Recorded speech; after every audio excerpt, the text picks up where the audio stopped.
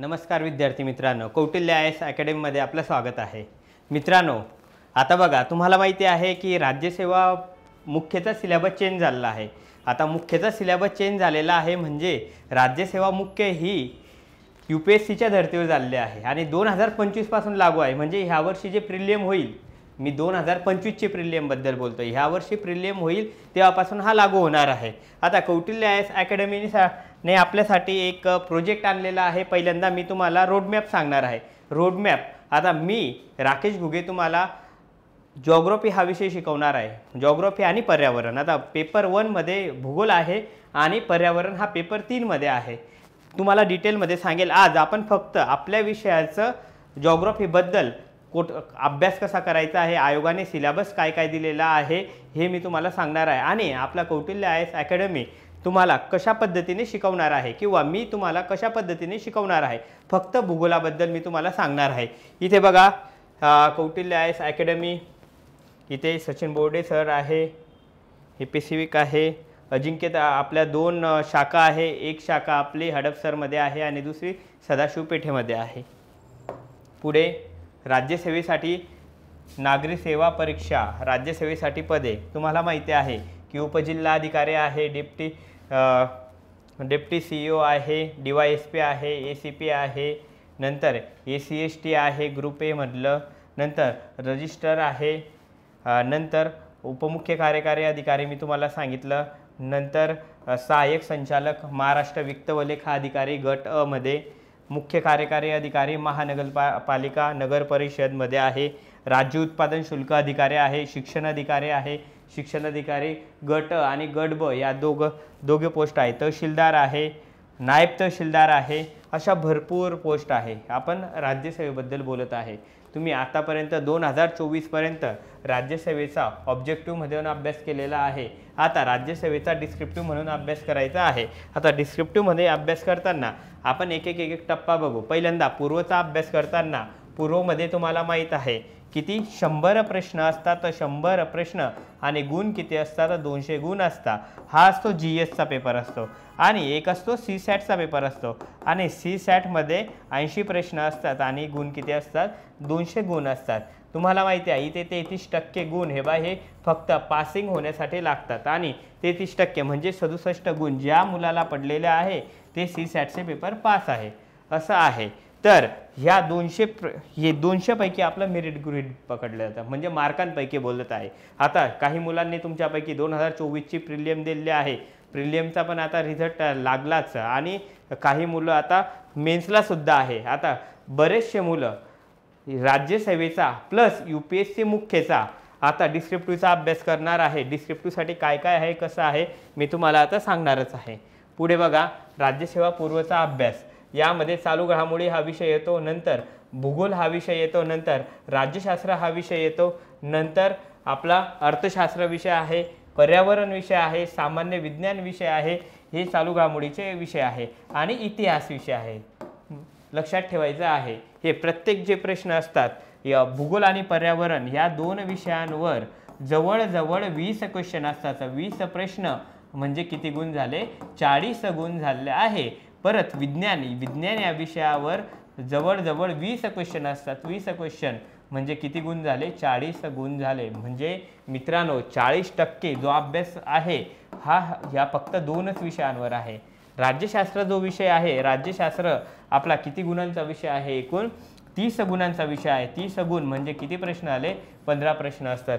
हे विषय असे आहे की मुलांना भूगोल पर्यावरण मध्ये 20 पैकी 15, 16, 17, 18 असे मार्क पडतात आणि मी तुम्हाला प्रिलियम तर शिकवणारच आहे। आपली बॅच जी असणार आहे पूर्व प्लस मुख्य अशी बॅच असणार आहे आणि ही बॅच UPSC आणि राज्यसेवा दोघांसाठी बॅच असणार आहे। 2025 साठीची बॅच बद्दल बोलत आहे। 2024 गेलेला आहे, आता 2025 म्हणजे नवीन अभ्यासक्रमाबद्दल मी तुमच्याशी चर्चा करणार आहे। तुम्हाला CSAT हा विषय माहिती आहे। आता CSAT मध्ये 80 प्रश्न आणि 200 गुण याबद्दल मी तुम्हाला सांगितलं। अजून आपले CSAT चे जे शिक्षक असतील ते तुम्हाला यामध्ये डिटेलमध्ये सांगतीलच। पुढे जाऊ आता आपण, बघा मराठी, पात्रता पेपर मुख्यला MPSC मुख्यला काय काय मराठी आहे 300 गुणांचा आहे, इंग्रजी आहे 300 गुणांचा आहे, म्हणजे हे 2 पात्रता पेपर आहे। ह्या पेपरमध्ये तुम्हाला मार्क पडले तरच हे बाकीचे पेपर तुमचे चेक होतील। येते का लक्षामध्ये? दुसरा निबंधाचा पेपर आहे, निबंध 250 गुणांना निबंध आहे। आणि आता GSच्या पेपरमध्ये paper 1 GSचा GS1 GS2 GS3 GS4 हे अशा आहे। GS1 मध्ये कोणते कोणते येतात? इतिहास येतो आणि भूगोल, हे 2 विषय GS1 मध्ये येतात आणि हे किती गुणांचा आहे? 250 गुणांचा आहे। आणि यामध्ये राज्यशास्त्र आणि दुसरा कुठला आहे? आंतरराष्ट्रीय संबंध, हे असे येतात। हा 250 गुणांचा आहे। बाकी शिक्षक जे शिक्षक येतील ते तुम्हाला ह्या विषयांबद्दल बोलतीलच। GS3 मध्ये यामध्ये बघा विज्ञान आणि तंत्रज्ञान हा एक विषय आहे, दुसरा विषय अर्थशास्त्र हा विषय आहे, तिसरा विषय पर्यावरण हा विषय आहे। मी तुम्हाला इथे पर्यावरण शिकवणार आहे, पर्यावरण। आणि आज आपण पर्यावरणाचा काय काय अभ्यास करायचा यावर सुद्धा आपण चर्चा करू। येते का लक्ष? आणि इथे भूगोल संबंधी काय काय अभ्यास करायचा यावर सुद्धा चर्चा करणार आहे। नंतर इथिक्सचा पेपर आहे, नीतिशास्त्र, सचोटी आणि अभियोग्यता। आणि नंतर पर्यायी विषय आहे, पेपर 1 पेपर 2 असे पर्यायी विषय 250 गुणांचा विषय आहे। आणि हे बाकीचे 250 गुण आहे। आणि आपली लिखित जी चाचणी आहे हे किती गुणांची होणार आहे? 1750 गुणांची लिखित चाचणी होणार आहे। 275 गुणांचा आपला इंटरव्ह्यू होणार आहे। आणि आपली जी परीक्षा आहे, एकूण परीक्षा 2025 आणि 2025 गुणांची एकूण परीक्षा राहणार आहे। मित्रांनो 2025 पासूनच आपल्याला नवीन सिलेबस लागू झालेला आहे आणि किती गुणांची एग्जाम आहे? 2025 गुणांची एग्जाम आहे, लक्षात ठेवायचं आहे। एक विषयावर आपण एक मुद्द्यावर आपण चर्चा करणार आहे। बघा इंग्रजी भाषा, मराठी भाषा पेपर 1 याबद्दल हे शिक्षक लोक सांगतीलच। नंतर सामान्य अध्ययन 1 इतिहासासंबंधी आपल्याला सायली मॅडम हे सांगणारच आहे। इतिहासाचा अभ्यास काय काय आहे, कसा अभ्यास करायचा आहे हे सर्व सांगणार आहे। मी तुम्हाला इथे भूगोलाबद्दल सांगणार आहे। आता इथे बघा आपण जो आयोगाने सिलेबस दिलेला आहे आणि कौटिल्य IAS ने रोड मॅप बनवलेला आहे त्याबद्दल आपण डिस्कशन करणार आहे। आयोगाने बघा जगाचा भूगोल, जगाच्या भूगोलामध्ये जगाच्या भौतिक भूगोलाची ठळक वैशिष्ट्ये दिलेली आहे। जगभरातील नैसर्गिक साधन संपत्तीचे वितरण दिलेले आहे। आता ती साधन संपत्ती आहे ही दक्षिण आशिया आणि भारतीय उपखंडांसह जगाच्या विविध भागांमध्ये भारतासह प्राथमिक, दुय्यम आणि तृतीय क्षेत्रातील उद्योगधंद्यांचे संबंधित घटक दिलेले आहे। नंतर आपल्याला बघा भूकंपासंबंधी अभ्यास करायचा आहे, नंतर सुनामी संबंधी अभ्यास करायचा आहे, ज्वालामुखी संबंधी अभ्यास करायचा आहे, चक्रीवादळांसंबंधी अभ्यास करायचा आहे। मित्रांनो हे विषय सुद्धा म्हणजे हे जे चॅप्टर आहे हे पूर्वला सुद्धा विचारले जातात आणि मुख्यला सुद्धा विचारले जातात। मी तुम्हाला प्रत्येक चॅप्टर झाल्यानंतर म्हणजे उदाहरणार्थ मी पहिला चॅप्टर तुम्हाला राजकीय भूगोल शिकवला, राजकीय भूगोल झाल्यानंतर पूर्वसाठी आणि हा मुख्यसाठी परत मुख्यचे उत्तर कसे लिहायचे यावर प्रत्येकी 5-5 क्वेश्चन तुमच्या सोबत मी डिस्कशन करणार आहे। हे 5 क्वेश्चन असे देणार आहे, त्या 5 क्वेश्चनचे तुम्हाला उत्तर लिहून दाखवणार आहे आणि हे उत्तर आणि प्लस तुम्हाला वेगवेगळे प्रश्न देणार आहे की तुम्ही नंतर कौटिल्य IAS अकॅडमीला किंवा मला तुम्ही पेपर चेक करण्यासाठी देऊ शकतात। पुढे बघू चक्रीवादळे सांगितल्यानंतर त्यांची घटना, नंतर भौगोलिक वैशिष्ट्ये, नंतर स्थान, गंभीर भौगोलिक वैशिष्ट्यांसह जलस्रोत, बर्फाच्या टोप्यांसह वनस्पती प्राण्यांमध्ये बदल, अशा बदलांचे परिणाम, जगाचा भूगोलासंबंधी अशा पद्धतीने अभ्यास दिलेला आहे। मित्रांनो हा अभ्यास आपण डिटेलमध्ये अभ्यास करणार आहे आणि डिटेलमध्ये अभ्यास करताना नेमका कसा अभ्यास करायचा, काय काय करायचा, आता मी तुम्हाला कौटिल्य IAS ने कशा पद्धतीने सिलेबस फोडून दिलेला आहे त्यावर आपण चर्चा करू। आज भेटण्याचं कारण एकच आहे की तुम्हाला भूगोल आणि पर्यावरणाचा अभ्यास कशा पद्धतीने करायचा आहे आणि तो पण डिस्क्रिप्टिव्ह मध्ये कसा अभ्यास करायचा आहे, नेमकं काय वाचायचं, कसं वाचायचं, तुम्हाला एक लेक्चर। आता ह्या लेक्चरमध्ये पहिल्यांदा मी तुम्हाला रोड मॅप सांगणार आहे, नंतर दुसरं लेक्चर जे सांगणार आहे कोणते पुस्तक वाचायचे याबद्दल दुसरं लेक्चरला राहणार आहे, तिसरं लेक्चर NCERT कसे वाचायचे हे 3 नंबरचं लेक्चर राहणार आहे। 4 नंबरचं लेक्चर मित्रांनो आपलं उत्तर कसे लिहायचे हे 4 नंबरचं लेक्चर राहणार आहे आणि 5 नंबरचं भूगोलामध्ये उत्तर कसे लिहायचे प्लस नकाशांचा वापर कसा करायचा, हे असे आपले 4 ते 5 लेक्चर अशा पद्धतीचे होणार आहे. तुम्हाला यामध्ये जे जे ज्याला जे वाटतं तो आपण ऑप्शनल विषय निवडू शकतो. म्हणजे कोणी कुठले मुलं इतिहास निवडतील, कुठले मुले राज्यशास्त्र निवडतील, कोणी भूगोल, कोणी पबॅड निवडतील. म्हणजे आता मुलांच्या ज्या विषयामध्ये कमांड आहे त्या विषयासंबंधी तुम्ही निवडू शकतात. मी भूगोलाची लवकरच ऑप्शनलची बॅच टाकणार आहे आणि ते पण प्युअर मराठी माध्यमातून. तुम्हाला आता जसं जसं मी पुढे शिकवेल आणि आपली बॅच जशी चालू होईल तुम्हाला समजेलच कशा पद्धतीने शिकवतो आहे. आणि ज्या मुलांना शिकवताना प्रॉब्लेम असला त्या मुलांनी लगेच मला कॉल करायचा आहे, SMS करायचा आहे, सर इथे मला प्रॉब्लेम आलेला आहे, हा मुद्दा मला समजलेला नाही, हा मुद्दा तुम्ही मला समजावून सांगा. त्यावेळेला मी लगेच त्या मुलाला तो मुद्दा समजावून सांगेन. गॅरंटी देतो सर्वांना सर्वच्या सर्व गोष्टी समजणार आहे. तुम्हाला यामध्ये कुठलाही प्रॉब्लेम राहणार नाही. आता बघा, अभ्यासक्रम करताना आम्ही अशा पद्धतीने अभ्यासक्रम केलेला आहे. पहिल्यांदा इतिहासमध्ये काय काय कसं शिकवणार आहे हे तुम्हाला सायली मॅडम सांगतीलच. स्वातंत्र्य लढ्यामध्ये बघा हे शिकवणार आहे. परत स्वातंत्र्य उत्तर एकत्रीकरणामध्ये हा असा सिलेबस दिलेला आहे. जगाच्या इतिहासामध्ये असे पॉईंट शिकवणार आहे. वर्गामध्ये सुद्धा असेच पॉईंट आपण डिस्कशन करणार आहे. भारतीय समाजाबद्दल आपण अशा पद्धतीने बोलणार आहे. महिला आणि महिलांचे संघटनिक भूमिकांबद्दल असं बोलणार आहे. लोकसंख्या संबंधित शिकवणार आहे. गरिबी, विकासात्मक मुद्दे, हे सर्व इतिहास, शहरीकरण, जागतिकीकरणाचे भारतीय समाजावर होणारे परिणाम काय काय आहे. डिस्क्रिप्टिव्ह, आपण राज्यसेवा डिस्क्रिप्टिव्ह बद्दल बोलत आहे आणि UPSC डिस्क्रिप्टिव्ह बद्दल मी तुम्हाला पेपर 1 बद्दल सांगत आहे. पुढे बघा, सामाजिक सक्षमीकरण आहे, सांप्रदायिकता आहे, प्रादेशिकता आहे, हा इतिहासामधले हे पूर्णचे पूर्ण मुद्दे आहे आणि धर्मनिरपेक्षता आहे. आता आपला जो विषय आहे भूगोल हा आपला विषय आणि भूगोलाबद्दल आता आपण एक चॅप्टरवर किंवा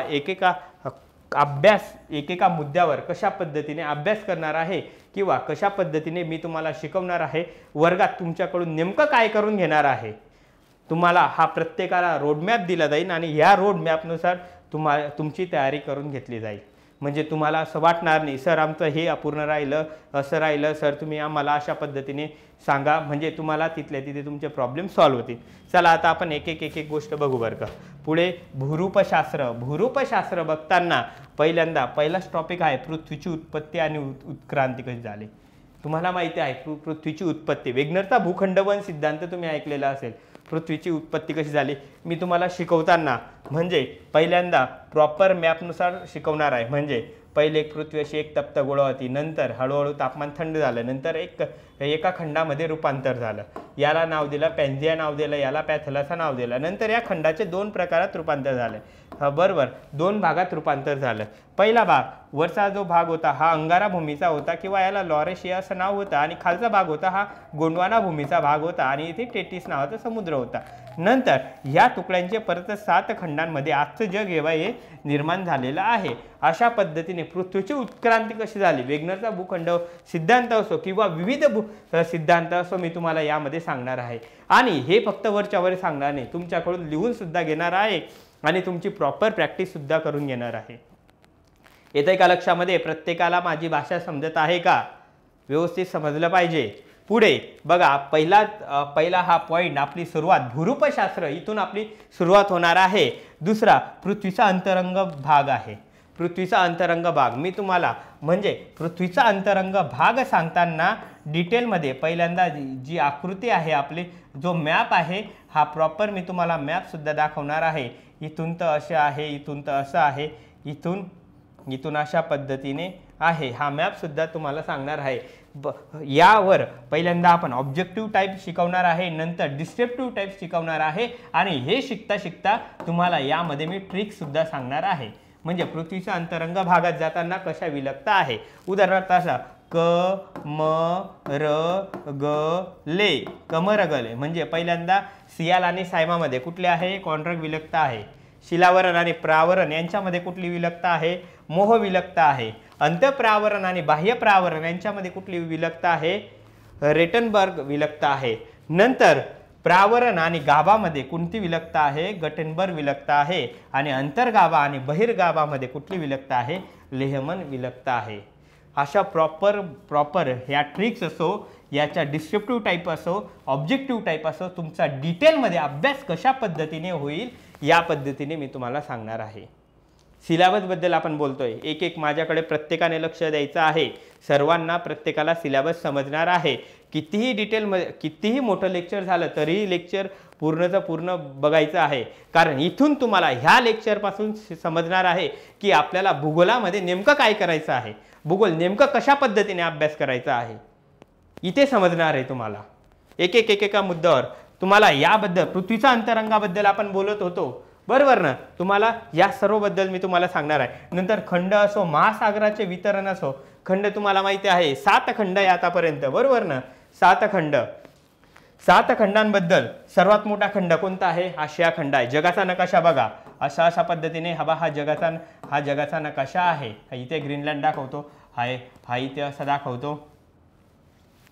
हे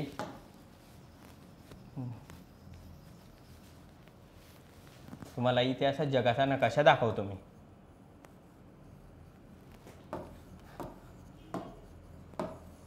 हा जगाचा नकाशा आहे. इथे उत्तर अमेरिका आहे, इथे दक्षिण अमेरिका आहे, इथे ग्रीनलँड आहे, इथे युरोप खंड आहे, इथे आशिया खंड आहे, इथे ऑस्ट्रेलिया खंड आहे, इथे आफ्रिका खंड आहे आणि या इथे कुठला आहे? अंटार्क्टिका खंड आहे. यामध्ये खंड कसे झाले, महासागराचे वितरण कसे झाले, इथे प्लेट टेक्टोनिक थेरी असो, प्लेट टेक्टोनिक थेरीबद्दल सुद्धा मी तुम्हाला बोलणार आहे. इथे बघा पुढचा मुद्दा आहे प्लेट टेक्टोनिक सिद्धांत. खंड आणि महासागराचे वितरण यासंबंधी, म्हणजे इथे प्रशांत महासागर किंवा पॅसिफिक महासागर असो, इथे अटलांटिक महासागर असो, या ठिकाणी हिंदी महासागर असो, इथे अंटार्क्टिका महासागर असो, इथे आर्क्टिक महासागर असो, याबद्दल तुम्हाला डिटेलमध्ये मी शिकवणार आहे. वर्गात शिकवताना तुम्हाला भूगोल ह्या विषयाची प्रॉपर तुमच्याकडून तयारी करून घेतली जाणार आहे. कोणाला कदापि वाटणार नाही सर माझं अपूर्ण राहिलं म्हणून. समजलं का? प्लेट टेक्टोनिक थेरी सुद्धा सांगणार आहे. किती प्लेट आहे? महत्त्वाच्या 7 प्लेटांबद्दल मी तुमच्याशी बोलणार आहे. आणि प्लेट टेक्टोनिक थेरी शिकवताना प्रॉपर लक्षात कसं ठेवायचं, त्याच्या ट्रिक्स कशा लक्षात ठेवायचं, त्याबद्दल डिस्क्रिप्टिव्ह माहिती कशी लक्षात ठेवायची, त्यावर UPSCनं कशा पद्धतीने मागे क्वेश्चन विचारलेला आहे आणि कशा पद्धतीने MPSCला आत्ता 2025 मध्ये जो सिलेबस नवीन झालेला आहे त्यामध्ये कशा पद्धतीने क्वेश्चन विचारू शकतील, हे आपण यामध्ये सर्व डिटेलमध्ये घेणार आहे. भूकंप असो किंवा ज्वालामुखी वितरण असो, जगाचा भूगोल पाहताना आपण रिंग ऑफ फायर, या पट्ट्याला रिंग ऑफ फायर असं म्हणतात बरोबर ना, कारण बरोबर 60 ते 65% या पट्ट्यामध्ये भूकंप होतात.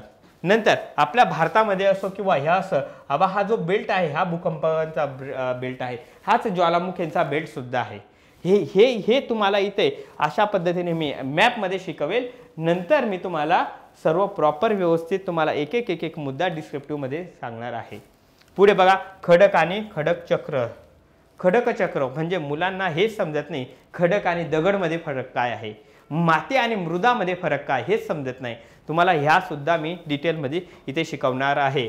बघा भूरूप प्रक्रिया अंतर्गत असो बहिर्गत असो, आता खडक निर्मिती होताना अंतर्गत प्रक्रिया आणि बहिर्गत प्रक्रिया कशा पद्धतीने, तुम्हाला एक छोटासा मुद्दा सांगतो बरोबर. आता आपला इथे प्रावरण आहे, इथून ज्वालामुखी असा वर येतो बरोबर, लावा असा वर येण्याचा प्रयत्न करतो, ज्या ठिकाणी असा वर येण्याचा प्रयत्न करतो. आता या ठिकाणी काही ठिकाणी जागा अशीच थंड होऊन जाते आणि हा ज्वालामुखी या ठिकाणी एक थंड होतो. म्हणजे असा जो उभ्या पद्धतीने जो निर्माण झाला याला काय म्हणतात, याला डाईक म्हणतात. डाईक अशा पद्धतीने निर्मिती होतो. नंतर असा जो आडव्या पद्धतीने जो होतो हा बारीक असतो, हा सील असतो आणि हा असा असतो, हा सीट असतो. हे असे ज्या ठिकाणी ज्वालामुखी इथेच म्हणजे अंतर्गत भागामध्ये ते घट्ट बनून जातात. हे असे खडक मोठमोठे डाईक असो, सील असो, सीट असो, लॅकोलिथ असो, पॅकोलिथ असो, सिडर लॅकोलिथ असो, प्रत्येक मुद्दा मी तुम्हाला डिटेलमध्ये सांगणार आहे. अंतर्गत प्रक्रिये कशा निर्मिती होतात आणि बहिर्गत प्रक्रियामध्ये निर्मिती कशा पद्धतीने होतात. बहिर्गत प्रक्रियामध्ये हे सांगताना बघा इथे वाऱ्याचे खनन कार्य असो, समुद्राचे खनन कार्य असो, नदीचे खनन कार्य असो, हिमनदीचे खनन कार्य असो, हे सर्वच सर्व या भागामधील भूरूपे आणि त्याचे उत्क्रांती कशा पद्धतीने झाले आहे. म्हणजे खनन कार्य असो, संचयन कार्य असो, यामध्ये डिटेलमध्ये तुम्हाला भूरूपशास्त्र हे एकदम डिटेलमध्ये शिकवणार आहे. समजतंय का? आपण भूगोलाबद्दल बोलत आहे. मी आज फक्त तुमच्याशी जॉग्राफी बद्दल डिस्कशन करण्यासाठी आलेलो आहे आणि जॉग्राफी मध्ये डिस्कशन करताना राज्यसेवा प्रिलियम, यूपीएससी पूर्व किंवा यूपीएससी मुख्य, राज्यसेवा मुख्यला काय काय कशा पद्धतीने प्रश्न विचारले जातात, नेमका आपल्याला कशा पद्धतीने अभ्यास करायचा आहे आणि नेमका आपल्याला बॅच मध्ये काय करायचं आहे हे तुम्हाला आज मी सांगतोय. बरोबर. पुढे बघा, महासागरशास्त्र. महासागरशास्त्रामध्ये जलविज्ञान चक्र येतात. जलविज्ञान चक्र, तुम्हाला जलचक्र हे तुम्ही शिकलेले आहे.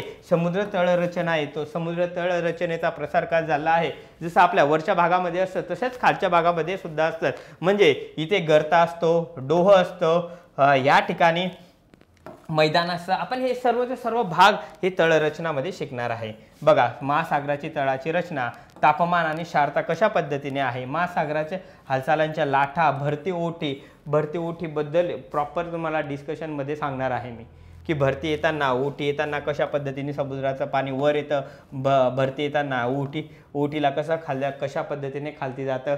सर्व चंद्र सूर्याचं प्रॉपर डिस्कशन मी तुम्हाला इथे करणार आहे. सर्व तुम्हाला लेक्चरमध्ये सांगणार आहे. पुढचा टॉपिक आहे हवामानशास्त्र. बघा, पृथ्वीचे वातावरण रचना, हा भाग आपण पहिला टॉपिक बघणार आहे. मुलांना हेच समजत नाही, हवा आणि वारामध्ये फरक काय. काही मुलं तर असे असतात, सर हवा आणि वारा सारखं आहे. अरे कसं काय सारखं आहे मित्रा, तू विचार कर ना, सारखा आहे का हवा आणि वारा? बरोबर. चला, मी तुम्हाला लेक्चरमध्ये सांगेलच. पहिल्यांदा वातावरण म्हणजे का, आपण आपल्या सभोवतालचे आवरण म्हणजे वातावरण आहे, असे आपण लहानपणापासून एक कन्सेप्ट ऐकत आलेला आहे. नंतर सौर विकिरण असो, उष्णता बजेट असो, तापमान असो. उष्णता बजेट हा टॉपिक असा आहे, बऱ्याच लोकांना शिकवता येत नाही किंवा बऱ्याच जणांना सांगता सुद्धा येत नाही आणि मुलांच्या सुद्धा लक्षात येत नाही की सूर्यापासून इतकी उष्णता येते. हा सूर्य आहे, उदाहरणार्थ हा सूर्य आहे, इथून उष्णता येताना 100% उष्णता येत असते. नंतर इथे ढग आहे, ह्या ढगांद्वारे रिफ्लेक्ट किती टक्के होते, 27%. बरोबर ना, या 27% होते. नंतर पृथ्वी वातावरणात किती टक्के, 6% ऊर्जा ही वातावरणात शोषली जाते. पसरली किती जाते, 14% ऊर्जा पसरली जाते. नंतर 2% डायरेक्ट पृथ्वी शोषण करते. म्हणजे 27 + 2 + 6 म्हणजे एकूण 35% ऊर्जा काय जाते, वाया जाते. हे तुम्हाला मी डिटेलमध्ये सांगणार आहे मित्रांनो. तुम्हाला लेक्चर घेईल, आपण एक लेक्चरला सुरुवात करू, त्यावेळेस तुम्हाला समजेलच सरांनी आपल्याला किती डिटेलमध्ये शिकवलेलं आहे. वातावरणीय अभिसर असो, हवामान प्रणाली असो, जागतिक हवामानाचे उदाहरणे असो, जागतिक हवामानाचे उदाहरणे कुठे कसे आहे ते सर्व दिलेलं आहे. इथे मृदा भूगोल असो, मृदा, इथे माती नाही, इथे मृदा भूगोल आहे, मृदा भूगोल. आता मृदा आणि मातीमध्ये फरक काय आहे मुलांना, हे काही मुलं म्हणतात, सर मृदा आणि माती सारखी. अरे सारखी आहे. मातीत पिकं उगवता का, ज्यामध्ये पिकं उगवतात ती मृदा असते. आता मृदा तयार होताना अशा पद्धतीने तयार होते. बघा, मातीचा जो कंटेंट असतो हा किती असतो, हा 45% माती असतो. यामध्ये पाणी जे असतं हे पाणी 25% असतं. नंतर हवा जे असते, हवा 25% असते आणि सेंद्रिय द्रव्ये हे 5% असतात. एकूण असं हे 100% बनून हे काय बनत असते, ही मृदा बनत असते. हाच फरक माती आणि मृदेमध्ये आहे. समजलं का? प्रत्येकाला समजत आहे ना? बरोबर. पहिल्यांदा मी तुम्हाला सिलेबस बद्दल सांगत आहे, तुम्हाला इथे शिकवत नाही. ज्यावेळेस तुम्हाला शिकवायला सुरुवात करील, पहिले 4 ते 5 लेक्चर फक्त मी तुम्हाला नेमकं करायचं काय आहे, रोडमॅप कसं आहे, कुठले पुस्तक वाचायचे आहे, NCERT कसे वाचायचे आहे, महाराष्ट्र बोर्ड कसे वाचायचे आहे, उत्तर कसे लिहायचे आहे, पहिले 4 ते 5 लेक्चर आपले यावरच होणार आहे. पहिल्यांदा जे मुलं माझं पहिल्यांदा लेक्चर बघत असतील त्यांनी इथूनच सुरुवात करायची आहे, की सर आम्ही असं वाचत आहेत, सर आम्ही पहिल्यांदा हे लेक्चर बघितलं, एक टप्प्याटप्प्याने लेक्चर बघत जायचे आहे. नंतर पुढचे लेक्चर बघायचे आहे. घाई करायची नाही, हळूहळू लेक्चर बघायचं आहे, व्यवस्थित कन्सेप्ट समजून घ्यायचा आहे. आणि मी तुम्हाला इथे जे शिकवणार आहे हे शिकवल्यानंतर लगेच ज्या नोट्स दिलेल्या आहे त्या वाचायच्या. नंतर तुमच्याकडे जे पुस्तक आहे ते वाचायचं, म्हणजे त्याच दिवशी हे कन्सेप्ट प्रॉपर क्लिअर होऊन जाईल. मातीचे घटक असो, माती निर्मितीचे, मृदा निर्मितीची प्रक्रिया असो, मृदा निर्मितीचे प्रकार असो.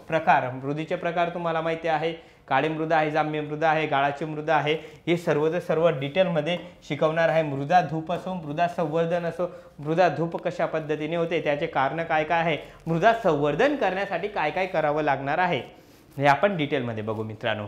पुढे बघा, जगभरातील प्रमुख नैसर्गिक संसाधनाचे वितरणमध्ये संसाधनाचे प्रकार बघू। बघा, संसाधनाच्या प्रकारामध्ये उत्पत्ती, मालकी, संपुष्टात येणारी क्षमता इत्यादी आधारावर संसाधनाचे प्रकार आपण सुरुवात करणार आहे।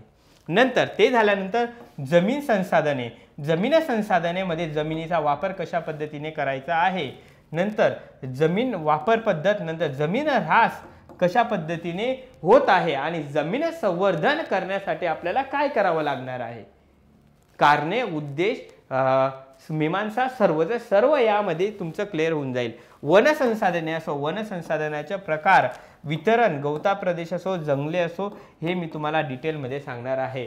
कपातीचे कारणे असो, म्हणजे जंगलाचे संवर्धन कसे करायचे आहे, जलसंपत्ती असो, म्हणजे सागरी आणि गोड्या पाण्याची टंचाई, संवर्धनाची गरज, एकात्मिक जलसंपत्ती, मार्चमध्ये कशा पद्धतीने सुरुवात होते, कृषी संसाधने, शेतीचे प्रकार, पीक पद्धती कुठले आहे, मुलांना काही मुलं आहे सर खरीप पीक कसं असतं, रब्बी पीक कोणतं असतं, म्हणजे तुमच्यापैकी जवळजवळ 50, 60, 70% शेतकऱ्याचे मुलं असेल तरीही अजून सुद्धा मुलांना खरीप आणि रब्बी मधला फरक समजत नाही।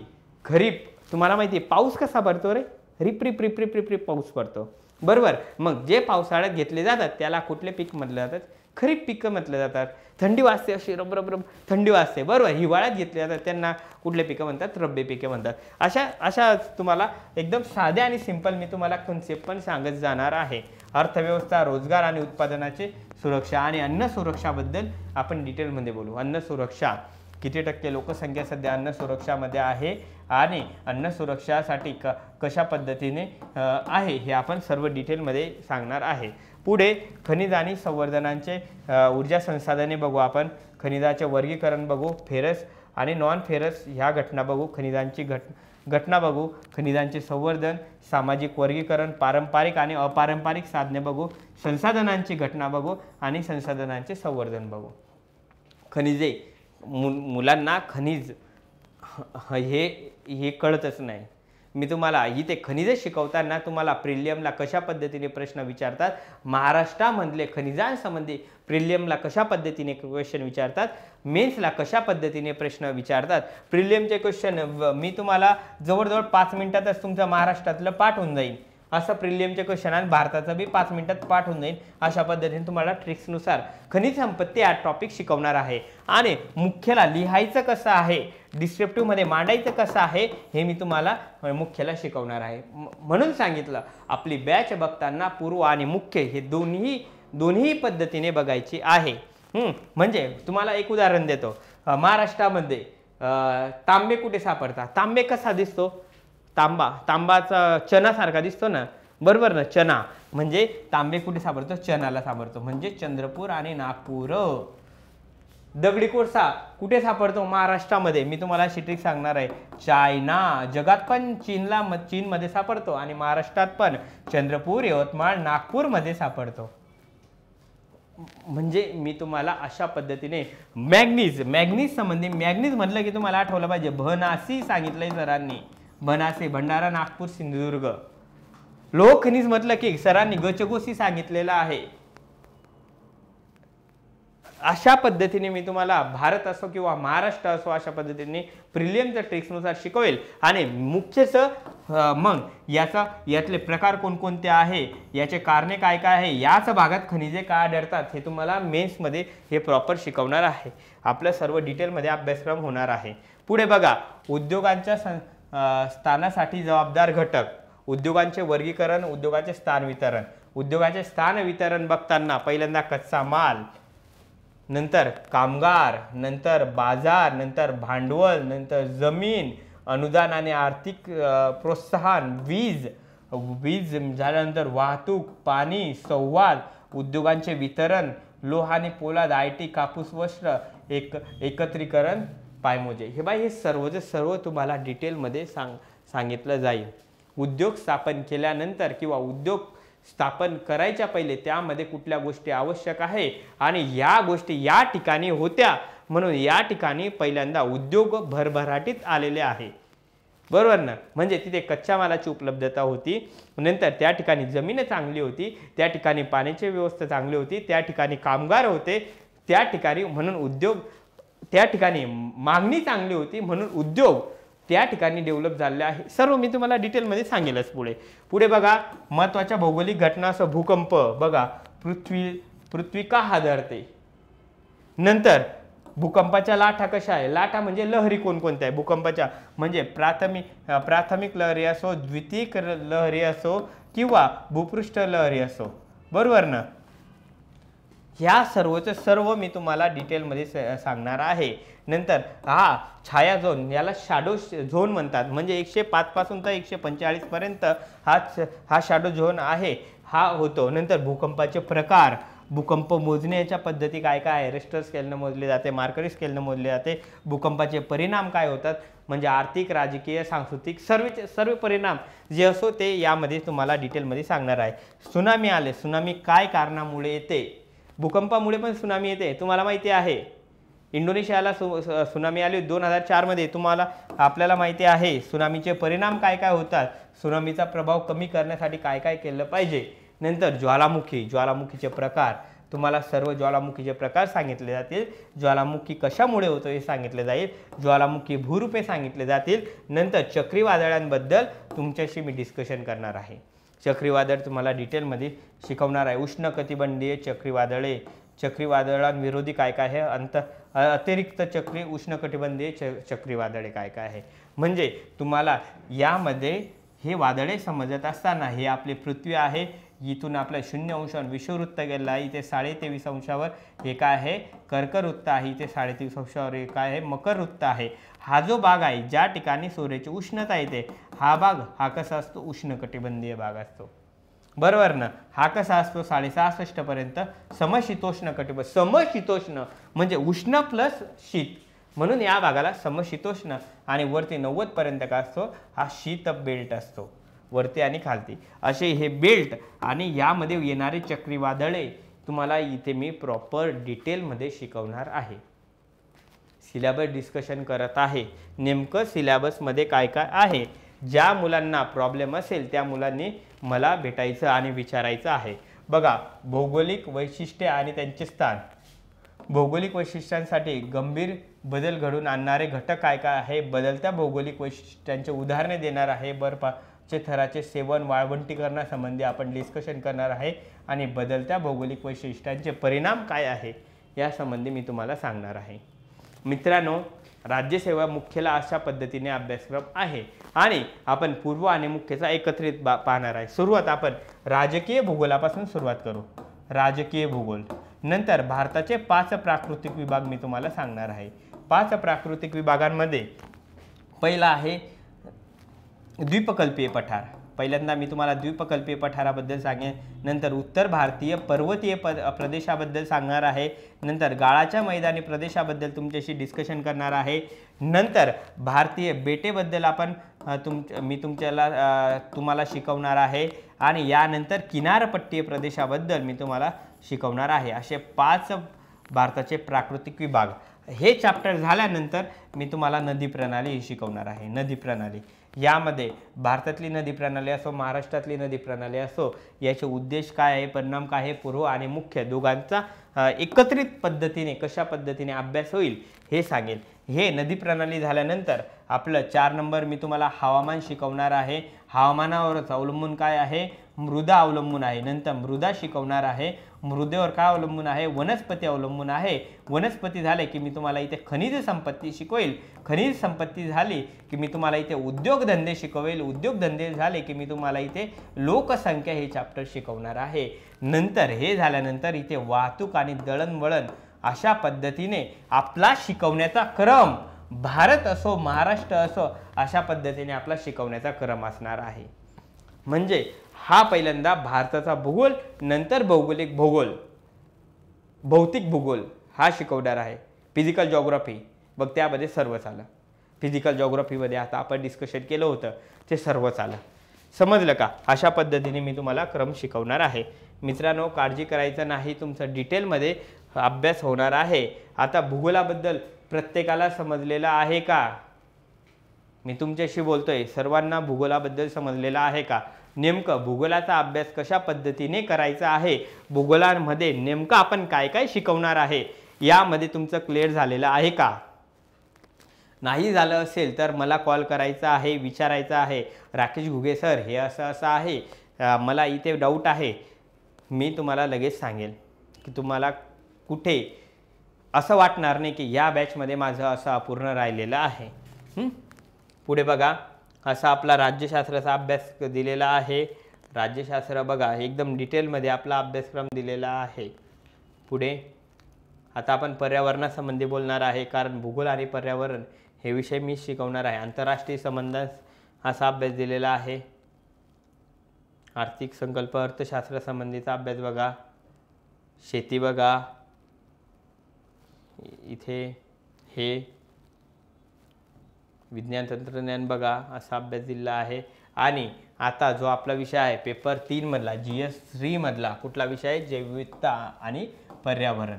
जैवविविधता पर्यावरणमध्ये पहिल्यांदा आपण संवर्धनापासून सुरुवात करणार आहे. मित्रांनो, संवर्धनामध्ये जैवविविधता म्हणजे काय, जैवविविधतेचे प्रकार कोणकोणते आहे, अनुवांशिक कुठले आहे, प्रजाती कुठल्या आहे, परिसंस्था कुठल्या आहे, यासंबंधी तुम्हाला डिटेलमध्ये. आणि आत्ताच मी तुम्हाला लगेच पुढचं लेक्चर टाकणार आहे की नेमकं भूगोल पर्यावरणासाठी कोणकोणते पुस्तकं वापरायचे आहे. आपलं पुढचं लेक्चर ते राहील. त्याच्या पुढचं लेक्चर NCERT, महाराष्ट्र बोर्ड आणि NCERT कशा पद्धतीने वाचायचे आहे. इथे बघा जैवविविधतेचे महत्त्व दिले आहे, परिसंस्था सेवा दिलेल्या आहे, आर्थिक महत्त्व दिलेलं आहे, जैवसंसाधने, सामाजिक फायदे आणि जैवविविधतेच्या नुकसानीचे कारणे दिलेले आहे. संवर्धनामध्ये स्थितीत आणि बाह्य हे दोघंही टॉपिक आहे. पर्यावरण संवेदनशील दिलेलं आहे. नंतर पर्यावरण हॉटस्पॉट आहे, हॉटस्पॉट असो हॉटस्पॉट्स असो, हॉटस्पॉटबद्दल बोलतोय बरं का. आणि हॉटस्पॉट ह्या दोन वेगवेगळ्या कन्सेप्ट आहे. राष्ट्रीय मार्गदर्शक तत्वे, कायदे, इतर कार्यक्रम, आंतरराष्ट्रीय करार याबद्दल आपण डिटेलमध्ये जाणार आहे पर्यावरणामध्ये. आणि पुढे पर्यावरण प्रदूषण आणि ऱ्हासमध्ये प्रदूषण आणि प्रदूषणाचे प्रकार, प्रदूषण आणि ऱ्हासाचे परिणाम, ओझोन थर ऱ्हास आणि ओझोन छिद्र पडलेलं होतं 1985ला, ज्यावेळेस शास्त्रज्ञांना जाणवलं. आणि 1987ला तेव्हापासून आपला जागतिक ओझोन दिन हा पाडला गेला. तेव्हापासून हे तुम्हाला डिटेलमध्ये सांगणार आहे. म्हणजे यामध्ये शिकवताना पूर्वला कशा पद्धतीने प्रश्न विचारतात, मुख्यला कशा पद्धतीने प्रश्न लिहायचे आहे, आणि MPSC UPSC या दोघांची सांगड आपल्याला कशा पद्धतीने घालायची आहे हे सर्व डिटेलमध्ये सांगणार आहे. हरितवायूचा परिणाम, जागतिक तापमान, युट्राफिकेशन, वायुमुक्तीकरण, ॲसिड रेन, धोकादायक कचरा, प्रदूषण, ऱ्हासाची कारणे, स्रोत, प्रदूषण, ऱ्हास प्रतिबंध नियंत्रण, राष्ट्रीय पर्यावरण ऱ्हास एजन्सी, कायदे, धोरणे, आंतरराष्ट्रीय पर्यावरण संस्था आणि करार यासंबंधी तुम्हाला इन्व्हायरमेंटमध्ये डिटेलमध्ये सांगणार आहे. नंतर पर्यावरणीय परिणामांचे मूल्यांकन, यामध्ये पर्यावरणीय परिणाम मूल्यांकन म्हणजे काय, भारतीय मार्गदर्शक तत्त्वे आणि कायदे काय काय आहे, त्याचे प्रक्रिया काय आहे, गरज आणि फायदे काय आहे, भारताच्या यामध्ये पर्यावरणीय परिणाम मूल्यांकनामध्ये कोणती कमतरता आहे, आणि पर्यावरण परिणाम मूल्यांकन प्रभावी करण्यासाठी आपण काय काय उपाययोजना केल्या पाहिजे.